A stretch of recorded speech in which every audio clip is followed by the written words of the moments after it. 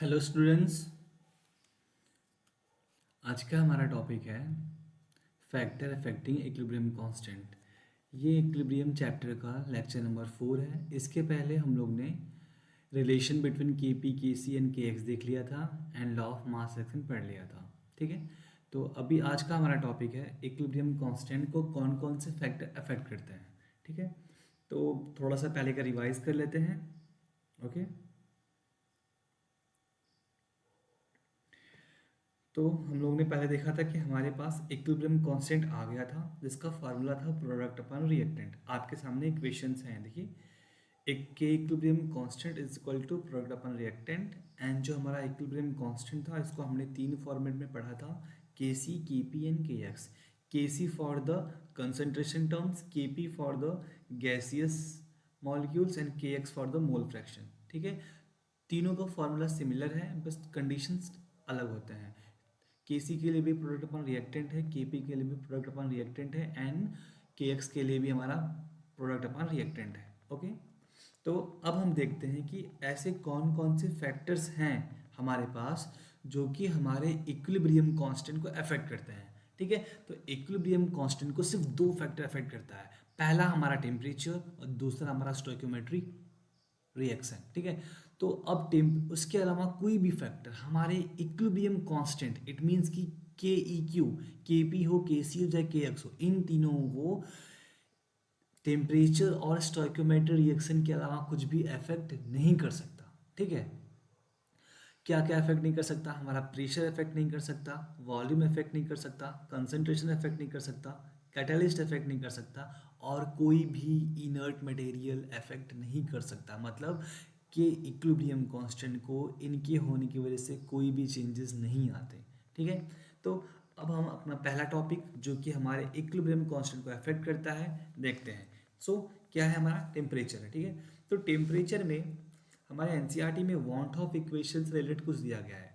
वैसे तो ये इक्वेशन जो हमारा क्लास 12th में सॉल्यूशन चैप्टर में अच्छे से आता है, वांट ऑफ फैक्टर के रूप में आता है, और कुछ हमारा इससे रिलेटेड इक्वेशंस केमिकल काइनेटिक्स में आता है। बट हम इसको यहाँ पे हल्का सा डेराइव देख लेते हैं कैसे अफेक्ट करता है। ओके, तो जैसे कि टेम्परेचर में आप देखते हो, जो आपका पहला इक्वेशन है वांट ऑफ के लिए, जो आपका ये फर्स्ट इक्वेशन है, ये इक्वेशन थर्मोडायनेमिक्स से आता है।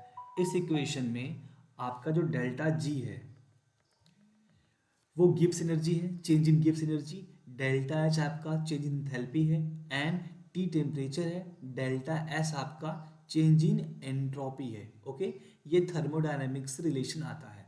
उसके बाद जो नीचे वाला इक्वेशन है, same delta G is our change in Gibbs energy, R universal gas constant, T temperature, L हमारा नेचुरल लॉग है and K is equilibrium constant. Okay, अब देखो हमारे पास डेल्टा जी नॉट जो है उसके दो फॉर्मूले हैं। इन दोनों फॉर्मूलों को हम सामने इक्वेट करेंगे। ठीक है, इसको उठाया और इसको उठाया, एक दूसरे के सामने इक्वेट कर लिया। इक्वेट करने के बाद देखा हमको क्या मिला, जो हमारा माइनस आर टी था वो हम इस साइड लेकर आए। ठीक है, और डिवाइड कर दिया दोनों से। डिवाइड करने पे क्या हुआ कि माइनस आर टी है तो माइनस आर टी इस तरफ आया, तो डेल्टा एच जो ऊपर था वो minus delta H upon R T हो गया, और जो ऊपर माइनस टी डेल्टा एच था वो माइनस, इस माइनस की वजह से वो प्लस हो गया, और T delta H upon R T हो गया। टी से टी हमने काटा, हमारे पास इक्वेशन क्या आया, एल एन के इज इक्वल टू, अब देखो हमारे पास पॉजिटिव है उसको आगे कर दिए। ठीक है, डेल्टा एस अपन आर को हमने फ्रंट में कर दिया और minus delta H upon R T को हमने बैक में कर लिया, तो हमारे पास ये इक्वेशन आ गया। ठीक है, अब इस इक्वेशन को जो कि नेचुरल लॉ के टर्म में था हमने लॉ के टर्म में कर लिया। जब भी आप नेचुरल लॉ को, एल एन को लॉग में कन्वर्ट करते हो तो वहाँ पे जहाँ भी यूनिवर्सल गैस कांस्टेंट आर की वैल्यू होती है उसके बिसाइड में हम 2.303 से मल्टीप्लाई कर देते हैं। तो देखा, एल एन के जगह पे जब हमने लॉग किया तो आर के जस्ट साइड में 2.30 से उसे मल्टीप्लाई है, दोनों दोनों के पास में। ठीक है, तो ये सेम इक्वेशन है, ये और ये सेम इक्वेशन है ना, बस यहाँ पे नेचुरल लॉग है, यहाँ पे लॉग है। ठीक है, अब वापस से जो हमारा एल एन के वाला इक्वेशन है नेचुरल लॉग वाला, इस इक्वेशन को उठाएंगे हम और इसको दो पार्ट्स में लिखेंगे। ठीक है, इक्वेशन 1 एंड इक्वेशन 2। ओके, तो ln k1 is equal to delta S upon R minus delta H upon R T one. ये इक्वेशन 1 हो गया हमारा। यहाँ पे जो कांस्टेंट थे उनकी वैल्यू कांस्टेंट रखी गई, जो बदल सकती है वो हमने बदला। तो इक्विलिब्रियम कांस्टेंट 1 के लिए है, जो हमारा एंट्रोपी है डेल्टा एस वो कांस्टेंट है इस इक्वेशन के लिए, यूनिवर्सल गैस भी कांस्टेंट है, डेल्टा एच हमारा एंथैल्पी भी कांस्टेंट है। उसके बाद टेम्परेचर हमने चेंज किया, क्योंकि हमको पता है क्या कि पहले से हम जानते हैं कि इक्विलिब्रियम कांस्टेंट जो होता है वो दो चीज़ से अफेक्ट होता है, एक टेम्परेचर से और एक स्टोइकोमेट्री से। ठीक है, तो यहाँ पे हमने दो इक्वेशन लिखा, एक ln k1 के लिए, एक ln k2 के लिए। अब दोनों इक्वेशन को हम डिवाइड करेंगे। ठीक है, तो डिवाइड करने पे क्या हुआ, जो चीज़ कट सकता है वो कट जाएगा। क्या कट सकता है, आपको क्या दिख रहा है इसी कटते हुए, तो आपको दिख रहा है कि जो हमारा डेल्टा एस अपन आर है ये इजीली एक दूसरे से कट जाएंगे। ठीक है, तो हमारा जो इन दोनों को डिवाइड करने पे हमारा इक्वेशन आता है दिस वन, देख लो, ln k2 upon ln k1 is equal to minus delta H not upon R T one plus delta H not upon R T two. ठीक है, ये इक्वेट करने के डिवाइड करने के बाद इक्वेशन आ गया हमारा। अब क्या किया हमने, इसमें हमने कॉमन ले लिया, डेल्टा एच अपन आर को हमने कॉमन ले लिया। ओके, एंड देन हमारा इक्वेशन जो आया ln k2 upon k1 is equal to delta H not upon R bracket में 1 अपन t1 माइनस 1 अपन t2। ठीक है, अब हमने सेम वही किया, जहाँ पे ln है तो ln को अगर log में कन्वर्ट करना है तो क्या करना होता है, r से r के बिसाइड में आप 2.303 से मल्टीप्लाई कर लो। सेम हमने किया है वहाँ पे। ठीक है, अब ये हमारा इक्वेशन आ गया। ये इक्वेशन इतना इंपॉर्टेंट है कि कभी कभी डायरेक्टली ऑप्शन के फॉर्म में ये इक्वेशन ही पूछ देता है वांट ऑफ इक्वेशन का, और इसमें बहुत कुछ चेंजेस नहीं होते। आप यहाँ पे एलसीएम ले सकते हो टेम्परेचर का, तो ऊपर जाके क्या हो जाएगा, ऊपर हमारा T2 माइनस T1 अपन T1 इंटू T2। ठीक है, और सारे इक्वेशन सेम रहेंगे। ठीक है, तो ये हमारा वांट ऑफ इक्वेशन का ये बहुत इंपॉर्टेंट इक्वेशन हमारे पास आ चुका है, ये एग्जाम में पूछता भी है। ठीक है, तो डेरिवेशन अगर आप 11th में हो तो डेरिवेशन को आप के थ्रू जाओ, अदरवाइज आप सिर्फ इक्वेशन दिमाग में याद रखो, और स्टेप अगर आप एक बार समझ लेते हो तो फिर आपको याद करने की ज़रूरत नहीं होती है। ठीक है, अब देखते हैं हम कि इस इक्वेशन के थ्रू हमको क्या प्रॉफिट होता है, मतलब मेनली जो हमारे एमसीक्यूज आते हैं वो कैसे आते हैं। ठीक है, तो ये इक्वेशन हमारा इक्विलिब्रियम कांस्टेंट और टेम्परेचर के बीच में मेनली है। ठीक है, देख रहे हो सारे के सारे सब कुछ कांस्टेंट है। यहाँ पे वेरिएबल क्या है, हमारा log Kc2 अपन log Kc1 ये वेरिएबल है, और टेम्परेचर वेरिएबल है। ठीक है, तो इन दोनों के बीच में डायरेक्ट रिलेशंस आते हैं। ठीक है, तो रिलेशन क्या आता है कि जब हमारा टेम्परेचर चेंज होता है तो हमारा Kc मतलब इक्विलिब्रियम कांस्टेंट भी चेंज होता है। ठीक है, अगर हम टेम्परेचर बढ़ाते हैं, अगर हम टेम्परेचर बढ़ाते हैं तो हमारा रेट फॉरवर्ड कांस्टेंट भी बढ़ता है और रेट बैकवर्ड कांस्टेंट भी बढ़ता है। लेकिन टेम्परेचर बढ़ाने से जो Kc में क्या बदलाव होते हैं ये हम डायरेक्ट नहीं बता सकते, अलग अलग इक्वेशन के लिए अलग होता है। अगर हम टेम्परेचर बढ़ाते हैं तो हमारा Kc चेंज होता है ना, Kc चेंज होता है। हम डायरेक्टली ये नहीं बोल सकते Kc बढ़ता है। क्यों Kc चेंज होता है, बिकॉज हमारे पास दो टाइप्स के रिएक्शंस होते हैं, एक होता है हमारा एंडोथर्मिक, एक होता है हमारा एक्सोथर्मिक। ठीक है, एंडोथर्मिक रिएक्शन के लिए टेम्परेचर बढ़ाने पे Kc बढ़ता है, बट एक्सोथर्मिक रिएक्शन के लिए टेम्परेचर बढ़ाने पे Kc घटता है। और ये कैसे हो रहा है, अगर मैं आपसे बोलूँ कि ये हो रहा है, ये याद करना है, तो याद करना थोड़ा मुश्किल होता है, बिकॉज कि कितनी चीज़ें याद करेंगे हम ना। टेम्परेचर बढ़ाने पे एंडोथर्मिक के लिए Kc बढ़ रही है, फिलहाल में हमने याद कर लिया, बट बाद में चल के ये हम भूल जाते हैं ना। तो अभी इसको हम लॉन्ग टर्म याद करने के लिए मैं थोड़ा सा आपको जो लास्ट में टॉपिक पढ़ना है इस चैप्टर के ली चैटलेट प्रिंसिपल, मैं वो आपको अभी पहले पढ़ाना चाहूँगा। बिकॉज अगर आप वो समझ लोगे ना कि ली चैटलेट प्रिंसिपल होता क्या है, तो यहाँ पे थोड़ा समझना बहुत ही ईजी हो जाएगा। ठीक है, तो हम थोड़ा सा समझ लेते हैं कि ली चैटलेट प्रिंसिपल क्या होता है। ए प्लस बी एंड सी। ठीक है, ये आपका मान लेते हैं हम कि रिएक्शन जो है एंडोथर्मिक है, डेल्टा एच क्या है हमारा पॉजिटिव है, और डेल्टा एच पॉजिटिव का मतलब एंडोथर्मिक, एंडोथर्मिक का मतलब रिएक्टेंट साइड में हमारा हीट होगा। ठीक है, रिएक्टेंट साइड में हीट होता है हमारा एंडोथर्मिक का मतलब। ठीक है, अब क्या हुआ, अगर इस इक्वेशन में, इस पर्टिकुलर इक्वेशन के लिए हमने टेम्परेचर बढ़ा दिया, इस पर्टिकुलर रिएक्शन के लिए हमने क्या किया, टेम्परेचर बढ़ा दिया। तो टेम्परेचर बढ़ाने से क्या होगा कि जहाँ भी हीट होता है वो बढ़ जाता है ना। तो टेम्परेचर बढ़ाने से क्या हुआ बच्चा कि हमारा हीट जो है वो बढ़ गया, और जब हीट बढ़ गया तो आपको दिख रहा है क्या, रिएक्टेंट साइड जो हमारा है, ये जो हमारा रिएक्टेंट साइड है ये पर्टिकुलरली बढ़ गया। रिएक्टेंट साइड क्या हो गया, बढ़ गया। तो टेम्परेचर बढ़ाने से हीट बढ़ा और हीट बढ़ाने से रिएक्टेंट, जो रिएक्टेंट साइड था हमारा वो बढ़ गया। अब रिएक्टेंट साइड बढ़ने से आपका इक्विलिब्रियम तो डिस्टर्ब हो गया ना। इक्विलिब्रियम का मतलब अब ये दोनों ये आपस में बहुत सेचुरेट हो चुके थे, इक्विलिब्रियम पे थे, बट आपने एक साइड बढ़ा दिया तो अब क्या करेगा ये रिएक्शन, अब ये चाहेगा कि मैं इक्विलिब्रियम से हटा हूँ तो वापस से इक्विलिब्रियम पे पहुँच जाऊँ। अगर ये इस साइड आपका इसका बढ़ गया है तो ये आगे बढ़ना चाहेगा, आगे बढ़ के अपने आप को थोड़ा कम करना चाहेगा, जिस पोजीशन में था उस पोजीशन पे आना चाहेगा। अगर समझ लो कि दो तराजू के दो पलड़े हैं, ये फिलहाल में इक्विलिब्रियम पे है ना, और आपने एक पलड़ा भारी कर दिया नीचे करके ना, कुछ रख दिया इस पे, ये भारी हो गया। अब लेकिन ये बराबर उसी पोजीशन पे आना चाहता है तो कैसे आएगा, ये ऊपर आएगा ना भाई, ऊपर आएगा।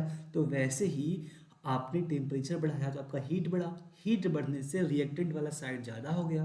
अब ज़्यादा हो गया लेकिन अब बेचारा ये इक्विलिब्रियम से पीछे हो गया ना, तो अब वापस से इक्विलिब्रियम पे जाने के लिए आगे की तरफ, फॉरवर्ड की तरफ जाएगा। अब ये फॉरवर्ड की तरफ जाएगा तो वापस से इक्विलिब्रियम पे आने की कोशिश करेगा, और फॉरवर्ड की तरफ जाएगा तो हमारा क्या ज़्यादा बनेगा, हमारा सी का फॉर्मेशन ज़्यादा होने लगेगा। इसका मतलब हमारा प्रोडक्ट बढ़ जाएगा, हमारा क्या हो जाएगा, प्रोडक्ट बढ़ जाएगा, समझे।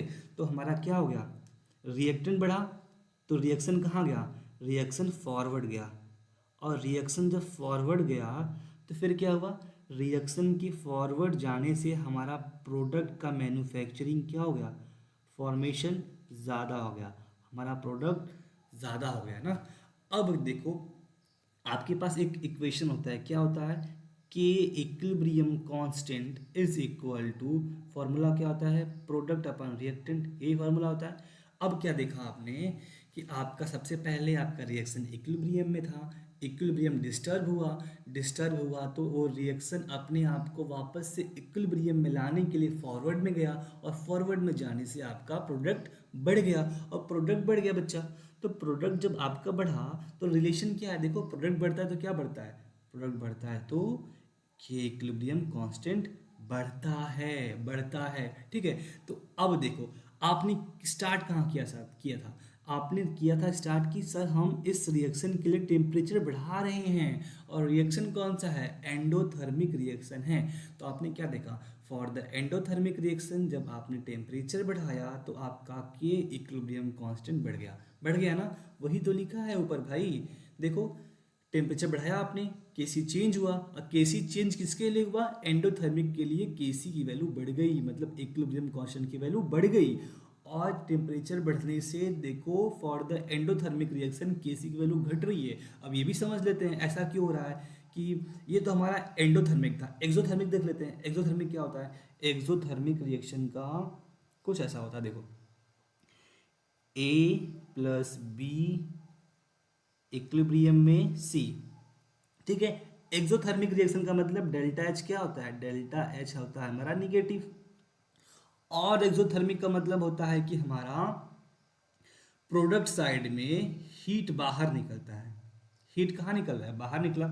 एंडो का मतलब रिएक्टेंट हीट लेके प्रोडक्ट में कन्वर्ट होता है, हीट को एब्जॉर्ब करता है फिर वो प्रोडक्ट में कन्वर्ट होता है। लेकिन एक्सोथर्मिक क्या होता है कि रिएक्टेंट हमारा प्रोडक्ट में कन्वर्ट होता है और एनर्जी रिलीज करता है, हीट को बाहर रिलीज करता है, ठीक है। तो अब देखते हैं बच्चा क्या हुआ, इस पर्टिकुलर रिएक्शन के लिए, इस पर्टिकुलर रिएक्शन के लिए अपन ने क्या किया, इस पर्टिकुलर रिएक्शन के लिए हमने टेम्परेचर बढ़ा दिया। अब टेम्परेचर बढ़ा दिया बच्चा, तो टेम्परेचर बढ़ाने से क्या होगा, टेम्परेचर बढ़ाने से आपका हीट बढ़ेगा, हीट बढ़ गया, और हीट बढ़ने से क्या हुआ, हीट बढ़ने से आपका प्रोडक्ट साइड बढ़ गया, प्रोडक्ट वाला साइट बढ़ गया। अब प्रोडक्ट वाला साइट बढ़ेगा तो रिएक्शन कहाँ जाएगी, ये वाला पाला भारी हो गया इधर वाला, तो पीछे जाएगा ना भाई, मिनिमाइज करने के लिए। इक्विलिब्रियम डिस्टर्ब हो गया तो मिनिमाइज करने के लिए वो पीछे जाएगा, और जब मिनिमाइज करने के लिए वो पीछे जाएगा, कहाँ जाएगा, बैकवर्ड डायरेक्शन में। तो बैकवर्ड डायरेक्शन जाएगा तो क्या बढ़ेगा, आपका रिएक्टेंट बढ़ेगा। तो बैकवर्ड में जाएगा तो आपका रिएक्टेंट जो हो गया वो बढ़ गया। रिएक्टेंट क्या हो गया बच्चा, रिएक्टेंट आपका बढ़ गया। अब इक्वेशन देख लो, इक्वेशन क्या है आपका, आपका है कि K equilibrium constant is equal to product upon reactant. अब देखो आपका क्या बढ़ा है, आपका रिएक्टेंट बढ़ा है। रिएक्टेंट बढ़ा है तो हमारा क्या है, उल्टा रिलेशन है ना, इनवर्स प्रोपोर्शनल ही है। तो इनवर्स है तो हमारा के इक्विलिब्रियम कांस्टेंट घट गया। तो रिएक्शन कैसा था, रिएक्शन था हमारा एक्सोथर्मिक। एक्सोथर्मिक रिएक्शन के लिए आपने टेम्परेचर बढ़ाया तो के इक्विलिब्रियम कांस्टेंट घट गया। समझ में आया क्या? ठीक है, ये तो हमने रफ किया है। ठीक है, तो आप मेंशन कर सकते हो, नहीं कर सकते हो। वैसे ये चीज़ें आप दोबारा पढ़ते हो, ली चैटलियर प्रिंसिपल में चैप्टर के लास्ट में पढ़ते हैं हम ना। तो आपने ये देखा कि कैसे टेम्परेचर अफेक्ट कर रहा है आपके इक्विलिब्रियम कांस्टेंट को ना। तो अब ये याद करना आसान हो जाएगा जो मैंने यहाँ लिखा है ना, जो अब मैंने यहाँ लिखा है ये याद करना इजी होगा कि फॉर एंडोथर्मिक रिएक्शन टेम्परेचर बढ़ाने पे के इक्विलिब्रियम कांस्टेंट क्यों बढ़ रहा है, और एक्सोथर्मिक रिएक्शन के लिए टेम्परेचर बढ़ाने पे के इक्विलिब्रियम कांस्टेंट क्यों घट रहा है। समझ में आया क्या? ठीक है, ग्रेट। अब हम आगे चलते हैं। ठीक है, अब ये हमारा था फर्स्ट, मतलब कि इक्विलिब्रियम कांस्टेंट दो चीज़ों से अफेक्ट होता है, पहला टेम्परेचर और दूसरा स्टोइकियोमेट्री ना। तो अब टेम्परेचर तो खत्म हो गया हमारा, तो हम चलते हैं स्टोइकियोमेट्री पे। ठीक है, तो स्टोइकियोमेट्री सेकेंड टॉपिक है जिसकी वजह से हमारा इक्विलिब्रियम कांस्टेंट अफेक्ट होता है। ठीक है, तो मैंने कुछ शॉर्ट्स में 3 पॉइंट्स लिखे हैं, अगर ये तीनों आपको समझ में आ जाते हैं तो बहुत ईजी हो जाएगा। ठीक है, अभी हमारे पास पहला हमारा इक्वेशन है। ठीक है, हमारे पास हमारा पहला इक्वेशन क्या है, ए हमारा ए कन्वर्ट हो रहा है बी और सी में ना, ए बी और सी बना रहा है, ये हमारा रिएक्शन है। इस रिएक्शन के लिए हमारा इक्विलिब्रियम कांस्टेंट कितना दे दिया है, एक्स दे दिया है, केसी की वैल्यू एक्स दी है इस रिएक्शन के लिए। ठीक है, अब इसी रिएक्शन के साथ हम कुछ छेड़खानी करते हैं। छेड़खानी का मतलब कुछ चेंज करते हैं। क्या चेंजेस किया, सेम रिएक्शन को हमने 2 से मल्टीप्लाई कर दिया। तो 2 से मल्टीप्लाई करने का मतलब अब इन सब के स्टोइकियोमेट्री में 2 बढ़ गया। देखो 2a 2b 2c, स्टोइकियोमेट्री 2 से चेंज हो गया। तो इस रिएक्शन के लिए इसका केसी की वैल्यू एक्स थी, अब हमने कुछ चेंज किया तो केसी की वैल्यू भी बदलेगी। क्या बदलेगी, तो देखो क्या हुआ, इसकी इसकी केसी की वैल्यू एक्स थी और इसकी केसी की वैल्यू एक्स के पावर स्क्वायर हो गया। स्क्वायर कहाँ से आया, तो जिससे मल्टीप्लाई करेंगे ना, इस इक्वेशन में हमने 2 से मल्टीप्लाई किया था, इसका स्टोइकियोमेट्री हमने 2 से चेंज किया था। तो जितने वैल्यू से स्टोइकियोमेट्री चेंज होगा वही वैल्यू हमारे केसी के, नए वाले केसी के पावर में चला जाएगा। देखो पावर में चला गया, ये क्या है, ये पावर में गया ना। ठीक है, अब देखो हमने सेम फर्स्ट वाले इक्वेशन में क्या चेंजेस किया है, 1/3 से मल्टीप्लाई बोल सकते हो आप, या तो आपने बोल सकते हो कि आपने 3 से डिवाइड किया। आपने स्टोइकियोमेट्री क्या किया, 3 से डिवाइड करके चेंज किया।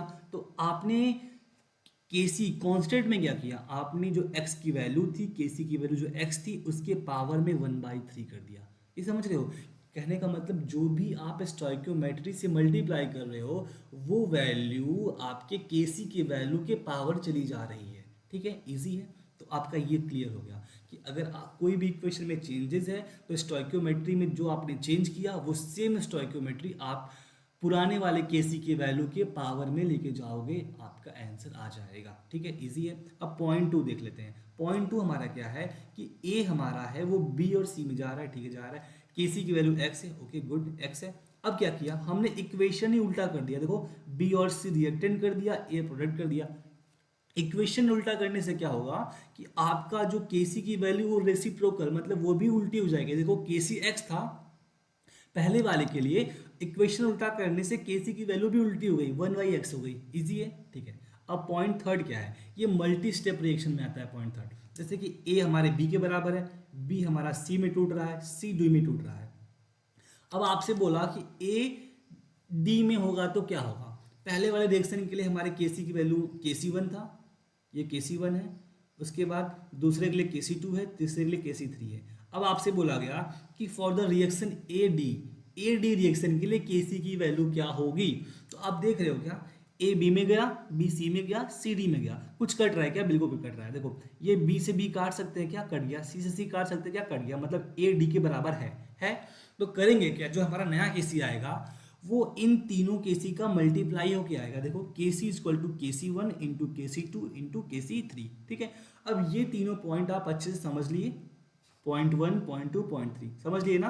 अब इस पॉइंट के ऊपर और अच्छे से तब समझ में आएगा जब हम क्वेश्चन करेंगे। ठीक है, और मैंने ये यहाँ क्या लिखा है, ये छोटा सा मैंने लिखा है फॉर द पॉइंट वन में जो भी हमने चेंजेस किए हैं ना वो तो मैंने ट्रिक बनाया, बट अब ये कैसे डिटेल में कैसे है, जैसे कि आपके पास ये रिएक्शन है, ए बी में टूट रहा है, ए का स्टोइकियोमेट्री स्मॉल है, बी का स्मॉल बी, ठीक है। इस फॉर दिस रिएक्शन हमारा के इक्विलिब्रियम कांस्टेंट की वैल्यू दी थी, क्या ही ये है, प्रोडक्ट अपॉन रिएक्टेंट, क्या है हमारा प्रोडक्ट अपॉन रिएक्टेंट, ओके। अब देखो, अब सेम रिएक्शन को हमने n के स्टोइकियोमेट्री से मल्टीप्लाई कर दिया, यहाँ पे a था, यहाँ पे na हो गया, ठीक है, मल्टीप्लाई बाई n। तो अब हमारा जो नया इक्विलिब्रियम कांस्टेंट आ रहा है वो क्या आ रहा है, k equilibrium constant dash is equal to b upon a। इनके स्टोइकियोमेट्री में पहले से हमारा b और a था, बट नया क्या ऐड हुआ था, n ऐड हुआ था, n नया ऐड हुआ था, ठीक है। तो n दोनों में कॉमन है, ऊपर भी n हमारा पावर कॉमन है, नीचे भी कॉमन है, तो क्या किया, n जो हमारा पावर कॉमन वाला पावर था इन सब की पावर n कर दिया, ठीक है, n कर दिया। अब देखो b बाई बी और a बाई a ना, b के पावर b अपॉन a के पावर a, देखो क्या है, ये पहले किसी का वैल्यू है कि हाँ के इक्विलिब्रियम कांस्टेंट की वैल्यू यही है। तो हमारा जो नया वाला इक्विलिब्रियम कांस्टेंट आया, K equilibrium constant dash is equal to K equilibrium constant की पावर n, ठीक है। मतलब जो हमारा नया वाला आया वो पुराने वाले के पावर n आ गया, मतलब जो आपने चेंज किया था इक्वेशन में n चेंज किया था वही n इसके पावर में चला गया। बहुत ईजी है, बहुत ईजी, आपने पहले देख लिया है, ठीक है। अब देखते हैं क्वेश्चन, ठीक है। क्वेश्चन क्या है हमारा है, a reversible reaction having two reactant in equilibrium if the concentration, क्या बोला है, देखो कंसंट्रेशन बोला है, क्या बोला है, concentration, if the concentration of reactant are double, ठीक है, रिएक्शन का कंसंट्रेशन डबल कर रहे हो तो इक्विलिब्रियम कांस्टेंट पे, इक्विलिब्रियम पे नहीं, इक्विलिब्रियम कांस्टेंट पे क्या असर होगा, तो आपको पता है क्या सर, इक्विलिब्रियम कांस्टेंट पे तो सिर्फ दो ही चीज का असर होता है, किसका, पहला टेम्परेचर का, दूसरा स्टोइकियोमेट्री का। तो न तो आपने यहाँ पे टेम्परेचर बदला है और न ही आपने स्टोइकियोमेट्री बदला है, आपने तो रिएक्टेंट की कंसंट्रेशन बदली है। और आपको पता है कि प्रेशर, वॉल्यूम, कंसंट्रेशन, मोल, कैटलिस्ट, इन सब से कोई भी फर्क ही नहीं पड़ता, फर्क नहीं पड़ता, तो क्या होगा आंसर, रिमेन द सेम, क्या होगा, रिमेन द सेम, ठीक है। नेक्स्ट क्वेश्चन क्या है, नेक्स्ट क्वेश्चन है the equilibrium constant Kc for the reaction, कौन सा रिएक्शन, H2 प्लस I2 जा रहा है 2HI, ठीक है, एट 700 केल्विन। 700 केल्विन बोले का मतलब बोला इसने कि इस पर्टिकुलर रिएक्शन के लिए टेम्परेचर कांस्टेंट है, टेम्परेचर कांस्टेंट है, और आपका ये इक्विलिब्रियम कांस्टेंट की वैल्यू 49 दे दिया, क्या दे दिया, 49 दे दिया। अब बोला कि what is the equilibrium constant for the reaction, देखो इस रिएक्शन के लिए इक्विलिब्रियम कांस्टेंट की वैल्यू 49 दे दी है। अब नया रिएक्शन आपको दिया, this one is the your new reaction है, इस रिएक्शन के लिए आपसे इक्विलिब्रियम कांस्टेंट की वैल्यू पूछा है for the same temperature. Equation क्या कर दिया, उल्टा कर दिया, देखो यहाँ पे H2 I2 2HI था, यहाँ पे HI है और I2 और H2 है, रिएक्शन को उल्टा तो किया ही किया है इसने, रिएक्शन में कुछ चेंजेस भी किए स्टोइकियोमेट्री के साथ। क्या चेंजेस किए हैं, देखो यहाँ पे 2HI था बट यहाँ पे HI है, इसका मतलब क्या किया, इस पर्टिकुलर रिएक्शन में जब आप देखो, मैं लिखता हूँ थोड़ा सा, जो हमारा पहला वाला रिएक्शन था ऊपर वाला लिख रहा हूँ मैं, पहला वाला रिएक्शन क्या था, रुको अपने को कलर चेंज करने देते हैं ना। तो पहला रिएक्शन था हमारा ऊपर H2 plus I2 is equal to 2HI, ठीक है, ये रिएक्शन था। बट नया वाला रिएक्शन क्या है, नया वाला हमारा है HI half H2 plus half I2।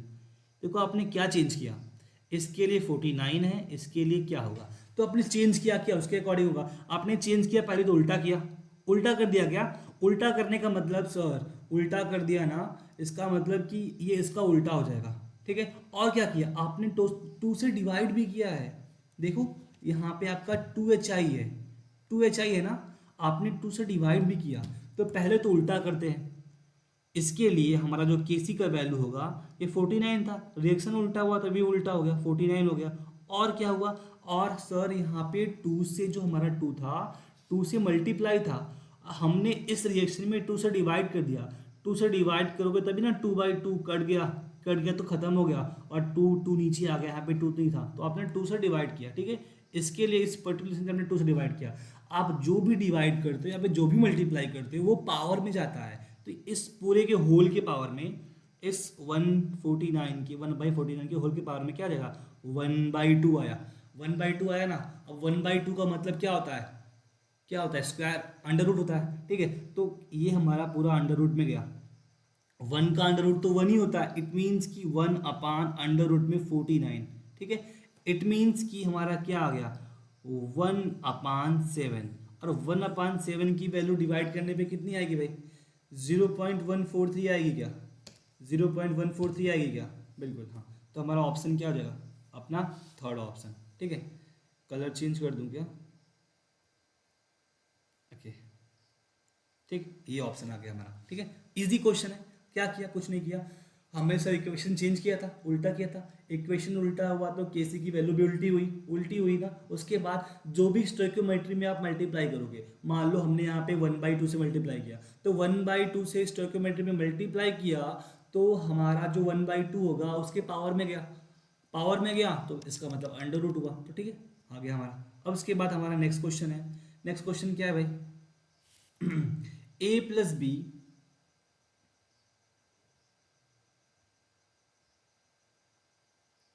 हाँ ठीक है, a+b is equal to c+2d है ना, ये इक्विलिब्रियम कांस्टेंट इसका केवन दिया गया है इस रिएक्शन के लिए। सेकेंड रिएक्शन क्या है, a+e is equal to c+f, equilibrium constant k2 दे दिया, ठीक है।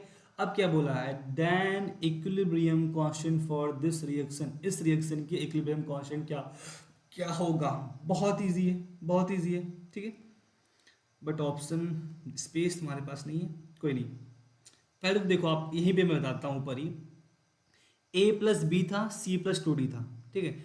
आप देखो 2d सर, यहाँ पे तो रिएक्शन लिख ही लेते हैं ना, ऊपर वाला रिएक्शन में देखो 2d हमारा प्रोडक्ट साइड में है, ठीक है। लेकिन जिस रिएक्शन के लिए हमको केसी की वैल्यू पूछ रहा है, नीचे वाला जो है, इसमें 2d हमारा रिएक्टेंट में है, इसका मतलब पहले वाले रिएक्शन को उल्टा किया गया है। उल्टा किया गया का मतलब k1 भी उल्टे में जाएगा, ठीक है। उल्टा किया गया ना, तो अब उल्टा करके लिख लेते हैं, कैसे, c+2d a+b, ठीक है, ये उल्टा कर दिया। उसके बाद सर इस वाले में जिस जो हमको चाहिए उसमें f हमारा प्रोडक्ट में है, और इस वाले में भी हमारा f प्रोडक्ट में है, तो इसको उल्टा नहीं करेंगे, उसको सेम टू सेम रखेंगे। इसकी वैल्यू क्या हो जाएगी, इसको उल्टा कर दिया ना, तो पहले इसकी वैल्यू k1 थी, उल्टा करने पे क्या हो गया, 1/k1 हो गया क्या, बिल्कुल 1/k1 हो गया। अब नीचे वाला लिख दिया अपन ने, a+e इज इक्वल टू क्या हो गया हमारा, c+f, ठीक, c+f। अब क्या क्या कट सकता है, उसको काट देंगे। कट क्या सकता है भाई, ए से कट जाएगा क्या, बिल्कुल कट जाएगा, ए से ए कटा, और कुछ कट रहा है क्या, 2d सी से कटा, ठीक है, बराबर। और इसका जो हमारा वैल्यू होगा, ये तो हमने उल्टा किया नहीं है, इसका मतलब इसकी वैल्यू k2 सेम आएगी, ठीक है। अब इसको उल्टा कर दिया, अब इनको ऐड करोगे तो कुछ इक्वेशन आएगा क्या, हाँ आएगा, इक्वेशन लिख लो भाई, क्या आ रहा है, जो सेम इक्वेशन ऊपर पूछता है, 2d प्लस ई, इक्विलिब्रियम का साइन क्या आ रहा है, b+f, ठीक है, b+f। अब आपको पता है जो नया वाला आपको केसी चाहिए, जो आपको नया वाला केसी चाहिए, वो केसी आपका क्या होगा, इन दोनों को multiply, 1/k1, 1/k1 into k2, इसका मल्टीप्लाई, तो क्या आंसर आ रहा है, k2/k1, आंसर है क्या, k2/k1, बिल्कुल k2/k1 फर्स्ट आंसर, ठीक है, फर्स्ट आंसर, ठीक। आसान है क्या, कुछ नहीं, बस इक्वेशन को चेंज किया गया है थोड़ा बहुत, ठीक।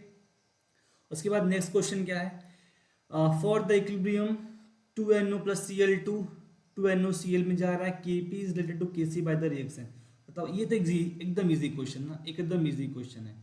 अब ये क्वेश्चन तो अगर मैं आप बोलूँ तो खुद कर सकते हो होमवर्क, या मैं करके दे दूँ, तो बहुत इजी क्वेश्चन है। एनसीईआरटी का है क्या, शायद नहीं, एनसीईआरटी का नहीं है। देखो ऊपर वाला क्वेश्चन पूरा नहीं है क्या, फॉर द इक्विलिब्रियम, नहीं नहीं क्वेश्चन पूरा है। आपको यहाँ पे डेल्टा एनजी चेक करना है, रिलेशन के पी के सी ना, डेल्टा एनजी आपको यहाँ पे चेक करना है। देखो ये भी गैसियस में है, ये भी गैसियस में, ये भी गैसियस में, ठीक है। डेल्टा एन जी क्या आ जाएगा, डेल्टा, देखो चेंज करने दो मार्कर, डेल्टा एन जी जो हमारा होने वाला है, प्रोडक्ट का मोल, गैसियस प्रोडक्ट का mole minus reactant gaseous product का मोल, ठीक है। तो यहाँ पे क्या आ जाएगा हमारा, टू, इधर टू है, इधर कितना है, दो एक तीन, माइनस तीन, क्या हो जाएगा -1, ठीक है। डेल्टा एन जी अपना -1 हो गया, ठीक है। अब रिलेशन क्या होता है हमारा, रिलेशन होता है के पी इज इक्वल टू के सी आर टी की पावर डेल्टा एन जी, ठीक है। अब के पी जो है के सी, ठीक है, के पी इक्वल टू के सी हो गया। आर टी क्या है भाई, आर टी हमारा पावर में -1, तो आर टी के पावर में -1, इसका मतलब क्या हो गया, इसका मतलब हो गया हमारा के पी इक्वल टू के सी बाई आर टी ना, बाई आर टी। तो है क्या, के पी इक्वल टू के सी बाई आर टी, बिल्कुल थर्ड ऑप्शन, ठीक है। आसान है क्या, एकदम आसान है, बस डेल्टा एन जी चेक करना था और डेल्टा एन जी की वैल्यू रखनी थी, वो आपस में नीचे आ जाता, ठीक है। वेरी इजी क्वेश्चन, ठीक है। उसके बाद हमारा क्या है, यूनिट ऑफ इक्विलिब्रियम कांस्टेंट, ये तो बहुत ईजी है, यूनिट ऑफ इक्विलिब्रियम कांस्टेंट, ठीक है। तो केसी की फॉर्मूला क्या होता है, प्रोडक्ट अपन रिएक्टेंट, हमारा स्टैंडर्ड इक्वेशन को पता है, ए बी सी डी, ठीक है। स्टैंडर्ड इक्वेशन के अकॉर्डिंग प्रोडक्ट अपन रिएक्टेंट ये हमारा हो गया। यूनिट ऑफ केसी क्या होता है, कंसंट्रेशन, ठीक है। कंसंट्रेशन की यूनिट पता है ना हमको, क्या होता है, मोलरिटी, ये तो मोल पर लीटर, ठीक है। तो यूनिट ऑफ कंसंट्रेशन की पावर डेल्टा एन जी, मतलब जो भी डेल्टा उस रिएक्शन के लिए, पर्टिकुलर रिएक्शन के लिए जो भी उसका डेल्टा एन जी की वैल्यू होगी, वो कंसंट्रेशन के पावर में लगा देना है, ठीक है। तो ये इजी है, ठीक है। केपी के लिए क्या होता है, यूनिट ऑफ केपी क्या होता है, यूनिट ऑफ प्रेशर क्या होता है, एटीएम होता है ना। तो एटीएम के पावर क्या हो जाएगा, डेल्टा एन जी, उस पर्टिकुलर रिएक्शन के लिए डेल्टा एन जी की वैल्यू निकालेंगे और एटीएम के ऊपर रख देंगे, वो केपी की यूनिट हो जाएगी। और के एक्स क्या होता है, मोल फ्रैक्शन, और मोल फ्रैक्शन जो होता है हमारा, वो ऊपर भी मोल नीचे भी मोल, मतलब मोल फ्रैक्शन हमारा यूनिट लेस होता है, इसलिए हमारा के एक्स की वैल्यू पे क्या होगी, यूनिट लेस होगी, ठीक है। ये क्या है, यूनिट लेस है, ठीक। अब क्वेश्चन कर लेते हैं, चेक कर लेते हैं ना। For homogeneous reaction, for homogeneous reaction, gaseous reaction है ना, हमारा रिएक्शन क्या है, 4NH3 5O2 से मिल रहा है 4NO 6H2 बना रहा है, ठीक है। ये सारे के सारे गैसियस है। अब इसमें इक्विलिब्रियम कांस्टेंट फॉर केसी की वैल्यू क्या होगी, हमको पता है, क्या पता है सर, कि पहले केसी की वैल्यू जो होती है वो कंसंट्रेशन के पावर डेल्टा एन जी होती है, यही पढ़ा है आपने, कंसंट्रेशन की पावर डेल्टा एन जी।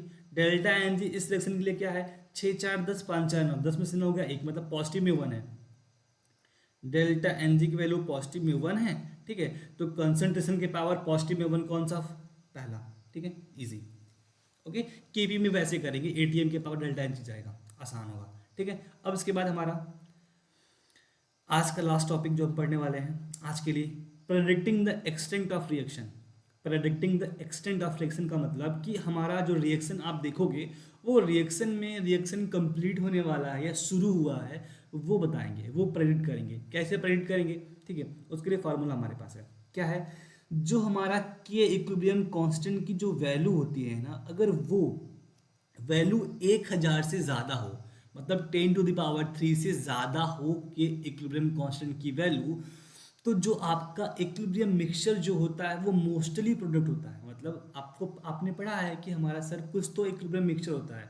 मिक्सचर का मतलब जहाँ पे रिएक्शन का वो कंडीशन जब रिएक्शन आपका इक्विलिब्रियम में हो और इक्विलिब्रियम में रिएक्टेंट और प्रोडक्ट दोनों साथ में होते हैं, उसी कंडीशन को बोलते हैं मिक्सचर।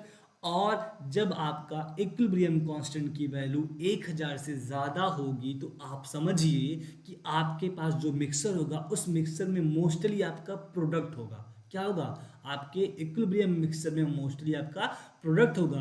और जब मोस्टली प्रोडक्ट बन चुका है, इसका मतलब कि रिएक्शन आपका कंप्लीशन की तरफ है, रिएक्शन आपका कंप्लीट होने वाला है, ठीक है।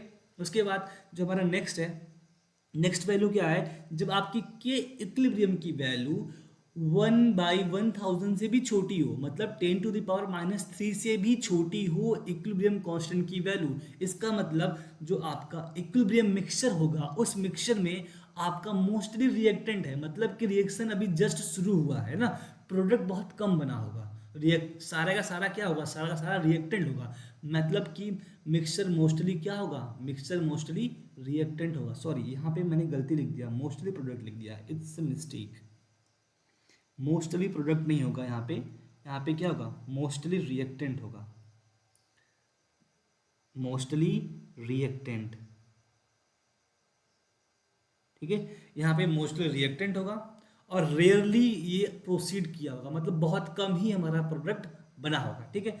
तो ये हो गया हमारा। और दोनों के बीच में दिया गया है ना, ये क्या दिया गया है कि जब हमारा इक्विलिब्रियम कांस्टेंट की वैल्यू 1/1000 से छोटा और 1000 से बड़ा होगा, उस समय हमारा इक्विलिब्रियम मिक्सचर जो होगा वो दोनों के बीच में होगा ना, मतलब 10⁻³ से छोटा ना और 10⁻+3 से बड़ा, इनके बीच में होगा अगर हमारा इक्विलिब्रियम कांस्टेंट की वैल्यू, तो हमारा कंसीडरेबल अमाउंट में होगा, मतलब दोनों लगभग लगभग बराबर होंगे, ठीक है। तो ये हमारा कुछ हो गया। यहाँ पे एनसीईआरटी में कुछ इस तरीके से फिगर बना के दिया गया है। फिगर में देख लो आप कि बीच में केसी की वैल्यू 1 दी गई है, राइट साइड में केसी की वैल्यू 10⁻+3 है और लेफ्ट साइड में 10⁻³ है। अगर लेफ्ट साइड में होगा तो ये नेग्लिजिबल है और इधर हमारा एक्सट्रीमली लार्ज है, ठीक है। तो ये आज के लिए हमारा एंड है। नेक्स्ट हम पढ़ेंगे अप्लीकेशन ऑफ इक्विलिब्रियम कांस्टेंट। आज हमने पूरा कंप्लीट किया कि factor affecting equilibrium constant and their question. Thank you.